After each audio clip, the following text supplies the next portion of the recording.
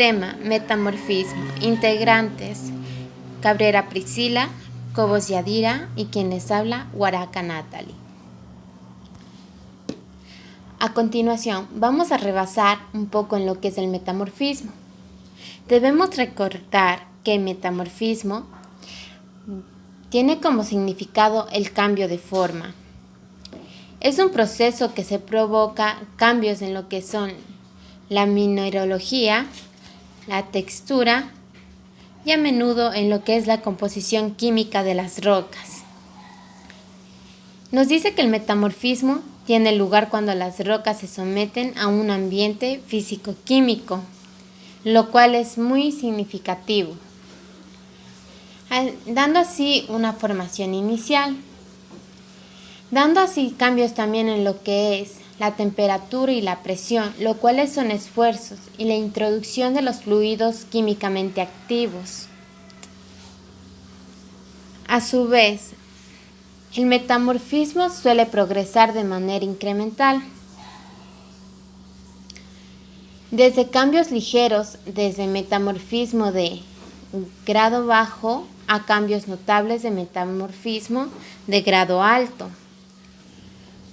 Como ejemplo, nosotros hemos puesto aquí lo siguiente. Decimos que un protolito, después de un largo proceso basado en lo que son la temperatura y la presión, llegan a convertirse en lo que conocemos como pizarra. Entre los protolitos nosotros contamos con lo que es la lulita, limolita, lodolita. En este caso, el aporte que se nos había brindado hacía referencia acerca de la lutita, el cual nos decía que debido a que pasaba por estos procesos, su roca metamórfica era la pizarra.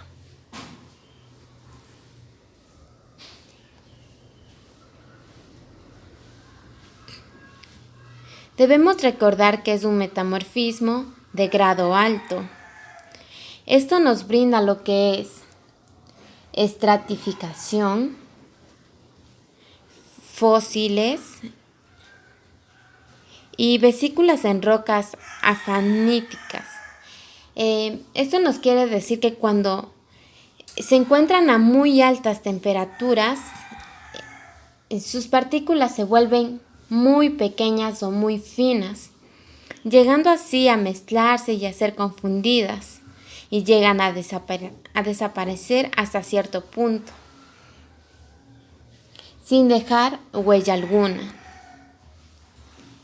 Nos dice que el metamorfismo se da entre estos tres ambientes, como los tenemos a continuación.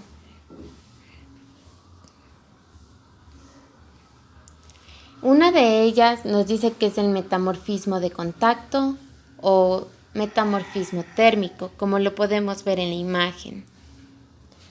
Entre ellos tenemos el metamorfismo hidrotermal, el cual nos dice que implica alteraciones químicas que se producen conforme el agua calienta, rica en iones, circula a través de las fracturas de las rocas. Como uno de los terceros ambientes del metamorfismo, tenemos que durante la formación de las montañas, grandes volúmenes de rocas se encuentran sometidas a presiones dirigidas y a elevadas temperaturas asociadas. A continuación, vamos a hacer referencia un poco a lo que es el metamorfismo regional, el cual se encuentra también dentro de estos ambientes. Nos dice que se produce el mayor volumen de rocas metamórficas. Tiene lugar en los límites convergentes, donde las placas litosféricas colisionan. A continuación, vamos a hacer referencia a lo que son los factores del metamorfismo. Factores del metamorfismo. Dentro de ellas tenemos como una parte muy fundamental e importante. A continuación voy a hacer referencia a los factores del metamorfismo, los cuales implican lo que es la presión, la temperatura, la presencia de fluidos y el tiempo. Dentro de ellas contamos con lo que es el calor como factor metamórfico. Nos dice que el calor es el factor más importante del metamorfismo, ya que proporciona la energía que impulsa los cambios químicos, los cuales provocan la recristalización de los minerales existentes o la formación de minerales nuevos. Dentro de ellas contamos con lo que son los cambios provocados por el calor. Dentro de estos cambios dice que el calor afecta a los materiales terrestres, en especial a los que se forman en ambientes de bajas temperaturas. Dentro de ellas también tenemos lo que son las temperaturas elevadas, las cuales provocan la recristalización de lo que serían cuando los granos más finos tienden a unirse y a formar granos de mayor tamaño de la misma mineralogía. Dentro de ellas también tenemos lo que son las fuentes de calor. Nos dice que el calor que causa el metamorfismo de las rocas procede principalmente de lo que es la energía liberada por la desintegración radiactiva y la energía térmica almacenada en el interior de la Tierra. Dentro de ellas tenemos lo que es un gradiente geotérmico. Debemos recordar que geo significa tierra y term significa calor. En la corteza superior, este incremento de la temperatura oscila en lo que es los 20 y los 30 grados centígrados. Como lo podemos observar en la imagen, nos indica que existe una corteza superior e inferior. Ya. Pasando a los ejemplos, contamos con lo que sería que existen condiciones en las cuales para poderse recristalizar un mineral, tal como lo sería en este caso la roca arcillosa, debe cumplir las condiciones de encontrarse a 8 kilómetros de profundidad, tener unas temperaturas entre 150 grados centígrados a 200 grados centígrados. Al momento que esta roca se recristaliza, esta roca es arcillosa, se convierte en lo que es la clorita o la moscovita. La clorita nos dice que es un mineral similar a la mica, formando por el metamorfismo de silicatos oscuros. Dentro de ellas tenemos lo que son las rocas ígneas cristalinas, como lo son el cuarzo y el feldespatos.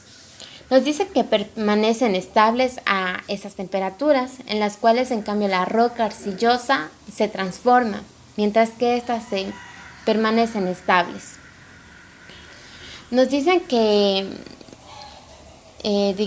por lo tanto, las transformaciones metamórficas de estos minerales ocurren en general a profundidades mucho mayores. ¿Ya? A su vez, los ambientes donde las rocas pueden ser transformadas o transportadas a grandes profundidades y calentarse son los bordes de las placas convergentes, donde están haciendo subsidios fragmentos de corteza oceánica cargados de sedimentos. Ya. A continuación vamos a hablar acerca de lo que sería la presión y el esfuerzo diferencial. La presión como la temperatura también aumentan con la profundidad conforme aumenta el grosor de las rocas. Las rocas enterradas están sometidas a una presión de confinamiento, como lo podemos ver en esta imagen, la cual nos dice que es análoga a la presión hidroestática, donde las fuerzas se aplican por igual en todas las direcciones. ¿Ya? A ver, eso también sucede, por ejemplo, en los bordes de las placas convergentes, donde que las placas litosféricas colisionan. Aquí las fuerzas dicen que deforman la roca, son desiguales en distintas direcciones y se las denomina esfuerzo diferencial. Contamos con los que son los fluidos químicamente activos. Dice que se creen que los fluidos compuestos principalmente de agua y otros componentes volátiles, como el dióxido de carbono, representan un papel importante en algunos tipos de metamorfismo. Los fluidos rodean, dicen, los granos minerales y actúan como catalizadores y provocan la recristalización, fomentando la migración iónica. Dentro de ella nos dicen cuando sucede, digamos, alguno de estos procesos, se produce un cambio en la composición global de las rocas circundantes. En estos casos, el proceso metamórfico se denomina lo que es el metasomatismo. El metasomatismo dice como las arcillas, las micas y las anfíboles. Dice que se encuentran hidratados. Debemos recordar que hidra significa agua. A su vez, contamos con lo que sería la importancia del protolito. La mayoría de las rocas metamórficas tienen la misma composición química general que la roca a partir de las que se formaron, excepto por la posible pérdida o adquisición volátiles como lo es el agua y el dióxido de carbono. Dentro de esta también podemos hacer referencia a lo que sería el protolito, dando como un ejemplo de lo siguiente, donde que nos dice que la roca caja se la considera también como una cálice impura, la cual contiene una arcilla que es rica en sílice y que al momento que la calcita reacciona con el sílice forma lo que sería wollastonita y también forma lo que sería el dióxido de carbono. En esta situación, la zona con metamorfismo puede extenderse varios kilómetros desde el cuerpo magmático. A su vez, haremos referencia a lo que son las texturas metamórficas, las cuales es una parte muy importante dentro de lo que es el metamorfismo. Se utiliza para describir el tamaño, la forma y la distribución de las partículas, las mismas que constituyen una roca. La foliación es un término cual también se le dice como foliatus, lo cual significa en forma de hoja. Dice que se refiere a cualquier disposición planar o casi plana de los granos minerales o los rasgos estructurales del interior de una roca. Esta cumple con lo que sería 3 tipos de foliación con los que se puede formar rotación de los granos minerales alargados o de hábito planar hacia una nueva orientación. 2, que sería la recristalización de los minerales para formar nuevos granos que crecen en la dirección de la orientación preferente. 3, los cambios de forma en granos equidimensionales a formas alargadas que se alinean en una orientación preferente. Gracias. A continuación mi compañera. Buenos días. Voy a seguir explicando acerca de las texturas foliadas. Existen varios tipos de foliación, dependiendo del grado de metamorfismo y de la mineralogía original, donde consideraremos 3 de ellos.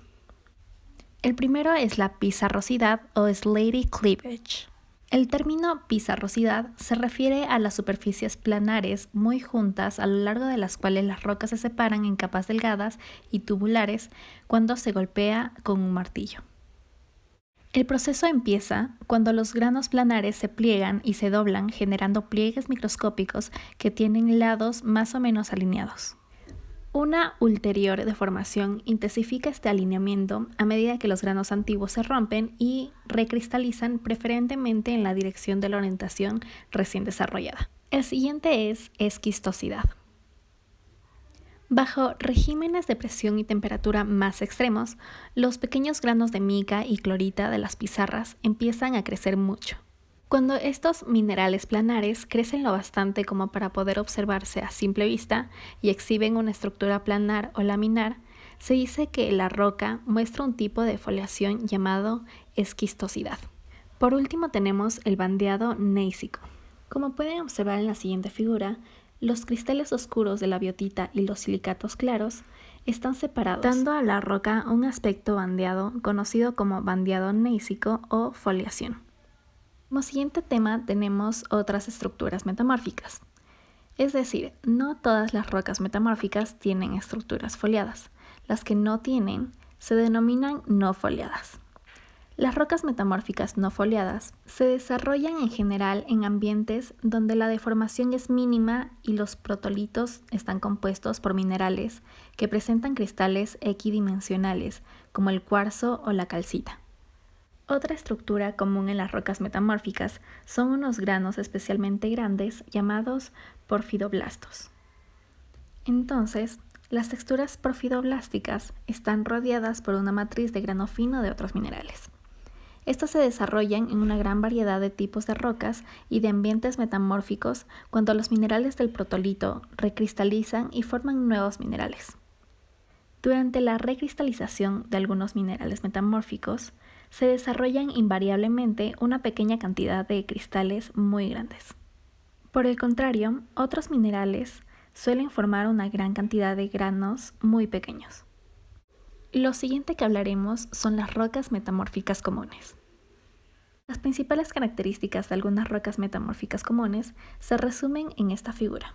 Se puede observar que las rocas metamórficas pueden clasificarse en líneas generales según el tipo de foliación que exhiben y en menor medida según la composición química del protolito. Voy a hacer mención de algunas rocas foliadas, como la pizarra, que es una roca foliada de grano muy fino, alrededor de 0.5 milímetros o menos, compuesta por pequeños cristales de mica demasiado pequeños para ser visibles. En general, el aspecto de la pizarra no es brillante y es muy parecido al de la lutita, pero una característica destacada de la pizarra es su tendencia a romperse en láminas planas. Filita. La filita representa una gradación en el grado de metamorfismo entre la pizarra y el esquisto. Sus minerales planares son más grandes que los de la pizarra, pero no lo bastantemente grandes como para ser fácilmente identificables a simple vista. Aunque la filita parece similar a la pizarra, puede distinguirse con facilidad por su brillo satinado y su superficie ondulada. Esquisto. Los esquistos son rocas metamórficas de grano medio a grueso, en las que predominan los minerales planares. El término esquisto describe la textura de una roca y se utiliza para describir las rocas que tienen una gran variedad de composiciones químicas. Para indicar la composición se utilizan también los nombres de sus minerales. Gneiss. Gneiss es el término aplicado a las rocas metamórficas bandeadas de grano medio a grueso en las que predominan los minerales alargados y granulares. La mayoría de gneisses también contienen cantidades menores de biotita, moscovita y anfibol que desarrollan una orientación preferente. Algunos gneisses se rompen a lo largo de las capas de los minerales planares, pero la mayoría se rompe de una manera irregular. Como rocas no foliadas vamos a hablar acerca del mármol. El mármol es una roca metamórfica cristalina de grano grueso que deriva de calizas o dolomías. El mármol puro es blanco y está compuesto esencialmente por calcita. La roca a partir del cual se forma el mármol a menudo contiene impurezas que tienden a colorear la piedra. Cuarcita. La cuarcita es una roca metamórfica muy dura formada a partir de arsénica rica en cuarzo. Bajo condiciones de metamorfismo de grado moderado a elevado, los granos de cuarzo de la arenisca se funden como briznas de vidrio. Muchos se asocian con la actividad ígnea. Consideraremos los siguientes tipos de metamorfismo. El primero, metamorfismo térmico o de contacto. Este se produce como consecuencia del aumento de temperatura cuando un magma invade una roca caja. En este caso se forma una zona de alteración denominada aureola, que se da en la roca que rodea el cuerpo magmático. El metamorfismo de contacto se reconoce fácilmente, solo cuando se produce en la superficie o en un ambiente próximo a la superficie, donde el contraste de temperaturas entre el magma y la roca caja es grande. Durante el metamorfismo de contacto, los minerales de arcilla se calientan como si estuvieran colocados en un horno y se pueden generar una roca muy dura y de grano fino. Dado que las presiones dirigidas no son un factor fundamental para la formación de estas rocas, generalmente no tienen foliación. El nombre aplicado a la amplia variedad de rocas metamórficas compactas y no foliadas formadas durante el metamorfismo de contacto es el de cornianas. El siguiente es metamorfismo hidrotermal. Una alteración química llamada metamorfismo hidrotermal Ocurre cuando los fluidos calientes, ricos en iones, circulan a través de las fisuras y las fracturas que se desarrollan en la roca. Este tipo de metamorfismo está estrechamente relacionado con la actividad ígnea, ya que proporciona el calor necesario para hacer circular estas soluciones ricas en iones. Por tanto, el metamorfismo hidrotermal suele producirse en regiones en las que hay grandes plutones. Conforme estos grandes cuerpos magmáticos se enfrían y se solidifican, se expulsan los iones que no se incorporan a las estructuras cristalinas de los silicatos recién formados, así como los volátiles restantes, en este caso agua. Estos fluidos ricos en iones se denominan soluciones hidrotermales. Además de alterar químicamente la roca caja, los iones de las disoluciones hidrotermales a veces precipitan y forman una variedad de depósitos minerales económicamente importantes. Gracias, a continuación mi compañera. Mi nombre es Yadira Cobos. Otro tipo de metamorfismo es el regional. Este se puede originar de dos formas: cuando la litosfera oceánica es subducida, produciendo arcos insulares, o cuando las colisiones continentales convergen con el límite de la placa. Hay que tener en cuenta que cuando sucede esto, en los límites de las placas se debe tener en cuenta los sedimentos depositados, ya que estos se van a colisionar y se van a fracturar, provocando que se acorten y se engrosen, formando una alfombra rugosa. La alfombra rugosa también va a provocar cambios en la corteza continental, haciendo que las rocas deformadas se eleven por encima del nivel del mar, formando montañas. Y el enterramiento profundo de grandes cantidades de roca donde las temperaturas son muy elevadas, haciendo que se caliente bajo el punto de fusión. Como consecuencia provoca una acumulación de magma.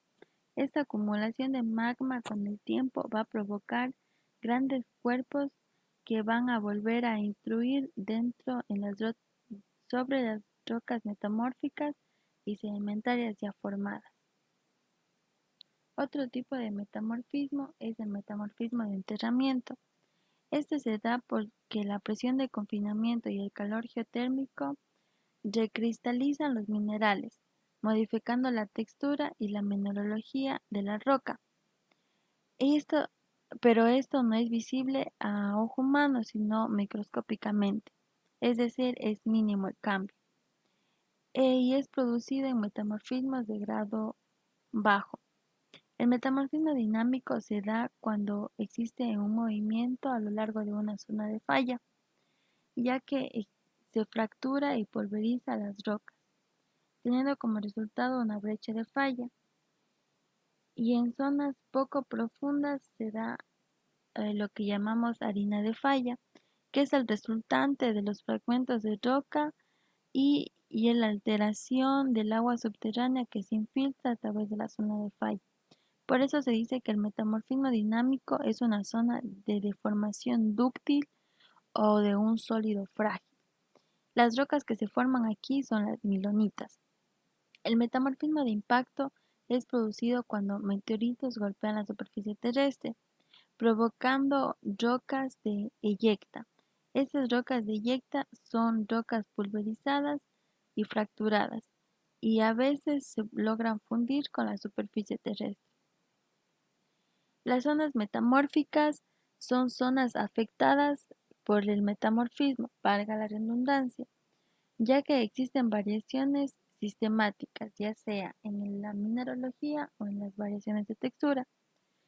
Como ya sabemos, la pizarra se forma gracias a la roca sedimentaria lutita, ya que aumenta su temperatura y se transforma en pizarra de grano fino, y a su vez forma filita cada vez que se aumenta su temperatura, y por recristalización continua forman esquistos gruesos. Y a los esquistos, al ponerlos en condiciones más intensas, forma gneis. Donde podemos ver otras zonas metamórficas es en su mineralogía, como ya vimos. Sabemos que debido al desplazamiento, ya sea de las rocas de una zona de metamorfismo de grado bajo a una zona de metamorfismo de grado alto, se da un cambio en su mineral. Sabemos que de la lulita a la pizarra existe el mineral clorita. La clorita, al exponerse a una mayor temperatura, forma moscovita o violita, y esta a una temperatura extrema forma granate y cristales de estaurolita. Y, y estos a una temperatura cerca del punto de fusión forma silimanita.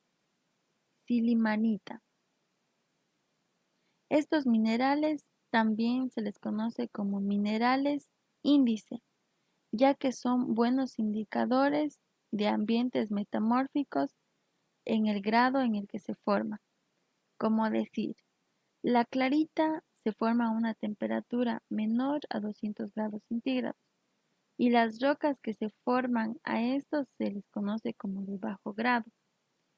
En la silimanita, este mineral está a temperaturas mayores de 600 grados centígrados, por, por lo que las rocas que se forman con este mineral y a estas condiciones son de grado alto. El metamorfismo y la tectónica de placas. Como bien sabemos, al hablar de metamorfismo estamos hablando de un comportamiento completamente dinámico. Es decir, que en estas placas convergentes se da la deformación y por ende el metamorfismo. ¿Por qué se da esto? Ya que las placas convergentes es donde se, se aproximan unas con otras, es decir, se van a colisionar. Y a lo largo de estas zonas eh, debido a la colisión, se van a formar cinturones montañosos, ya sean los Alpes, como podemos ver aquí, el, el Himalaya, que es otro conocido, y también las Apalaches en Estados Unidos. También hay que tener en cuenta que las placas tectónicas han tenido su actividad desde la antigüedad y como es creado y como es visto, también se crearon unas extensiones mayores de rocas metamórficas en el interior de las zonas continentales, llamados escudos. Estas son extensiones planas de roca metamórfica y plutones ígneos. Uno de los escudos más antiguos en el mundo es el escudo canadiense, ya que yace hace 1800 y 3800 millones de años.